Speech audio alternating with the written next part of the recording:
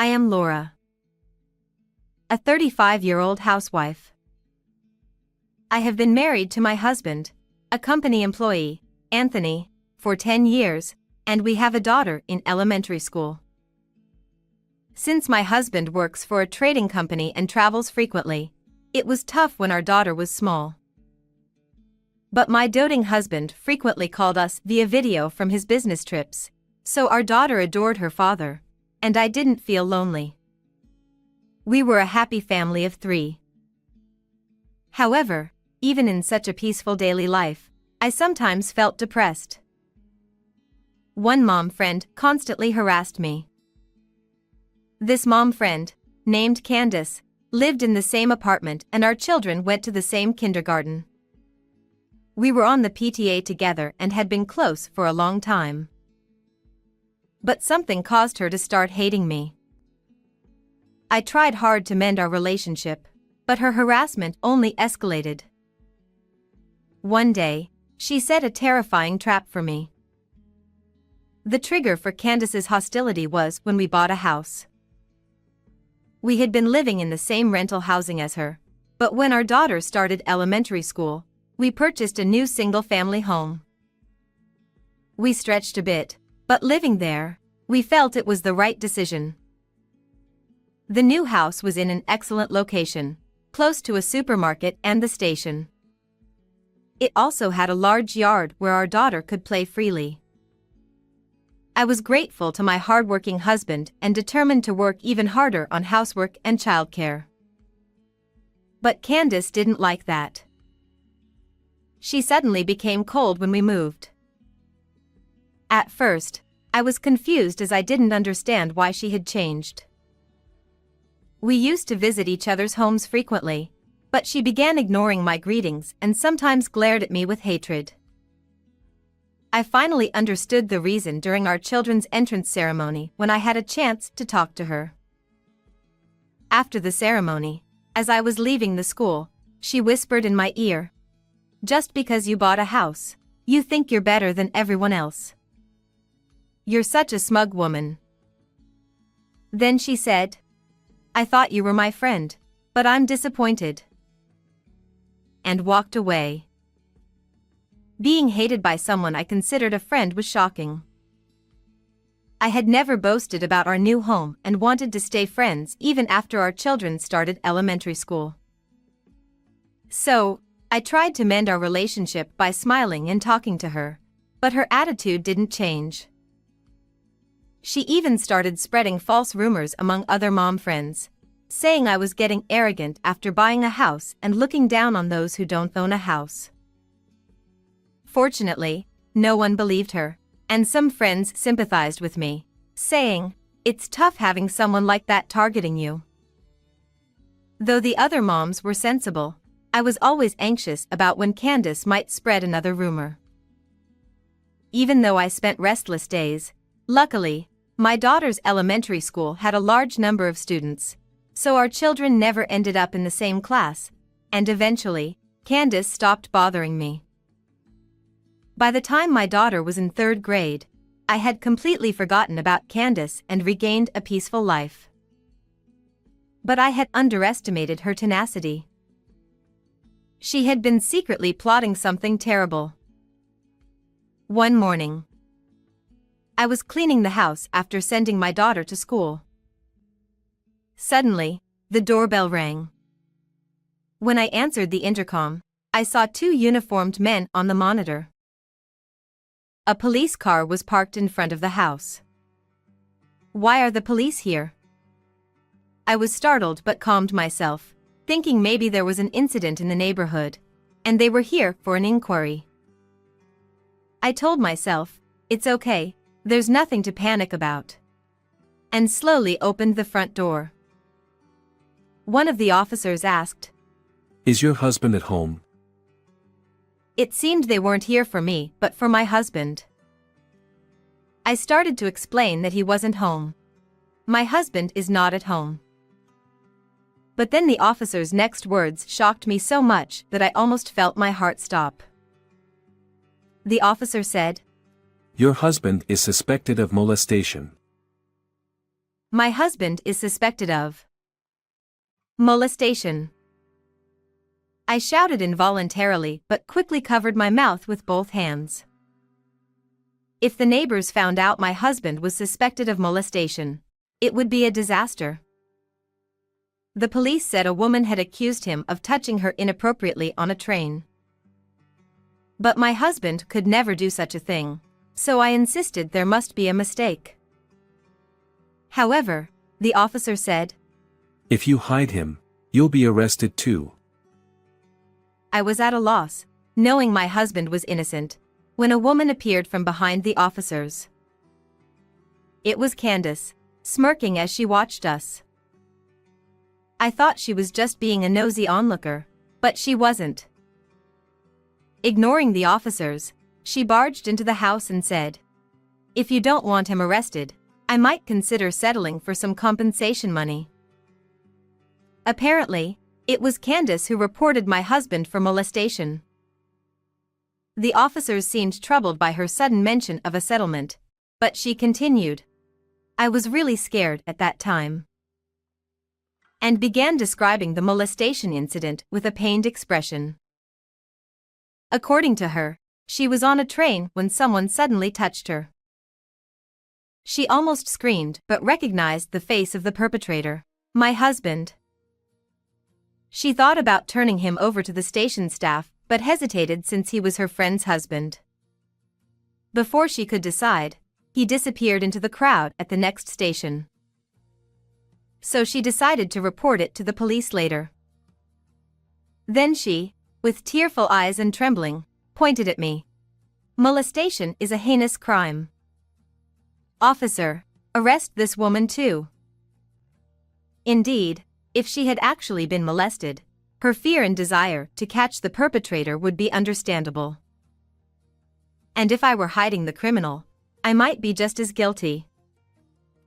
But her case was different. It's clear my husband couldn't have committed the molestation. To fabricate a crime and even act poorly about it, what is she thinking? I resolved to thoroughly expose this lying woman. All right. Time to get serious. I won't hold back.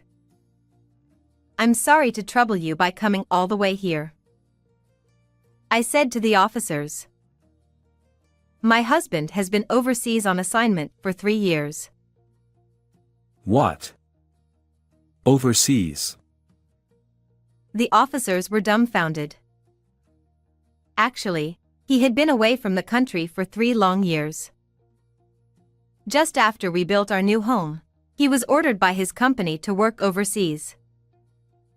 The moment I heard about it from him, my world went dark.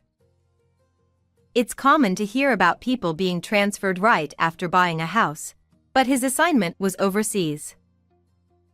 Moreover, it wasn't a country we could easily travel to, and this time, it seemed like a long-term assignment, unlike his usual business trips. Although I was used to him being away due to his frequent overseas trips, I was deeply disappointed since our dream home was just completed. However, we couldn't refuse the company's order. I considered moving overseas with our family, but since our daughter had already completed her school enrollment, and she had many close friends in the neighborhood, she said, I want to go to school with my friends. So I decided to stay in the country with our daughter. So, as soon as we moved into the new house, we started living as just the 2 of us. Living alone in a large house was initially quite unsettling. However, we communicated with him through video calls almost daily, and thanks to the spacious new home, I was able to enjoy my hobby of gardening, so it wasn't as lonely as I had expected. That's why he has never lived in our new home, having gone overseas 3 years ago. So, it's absolutely impossible for my husband to have committed any groping on a domestic train, right? When I said this, both police officers looked puzzled and tilted their heads. Naturally, the most flustered person upon hearing this was the other woman. She exclaimed, "That's a lie, It must be a lie that your husband is overseas. I definitely saw him with my own eyes. The culprit is definitely your husband. Her face turned bright red as she shouted. I was boiling with anger at her for still accusing my husband of groping at this point.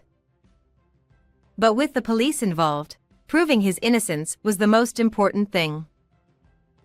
So, I said calmly, "Shall I call my husband directly then?" and took out my smartphone from my apron pocket. There was a high chance he wouldn't be able to answer if he was working, but it was nighttime where he was, just around the end of his workday. The police officers still looked troubled, and she had a strained look on her face, but I went ahead and called him on video. As I prayed, "Please, pick up the phone." My prayers were answered when he responded immediately. Seeing his face, I felt relieved and told him everything. That he was being accused of groping. That one of my friends was claiming he had touched her on a train. Initially baffled by the sudden mention of groping, he listened to my story with a frown, but once he saw the police on the video call, he quickly understood the situation. He spoke to the officers. "As you can see, I'm not in the country, so I couldn't have committed groping." Then he moved the phone away from his face to show the scenery outside his window. The screen displayed an exotic cityscape and a dark sky, clearly indicating a foreign country. It was obviously not a domestic scene.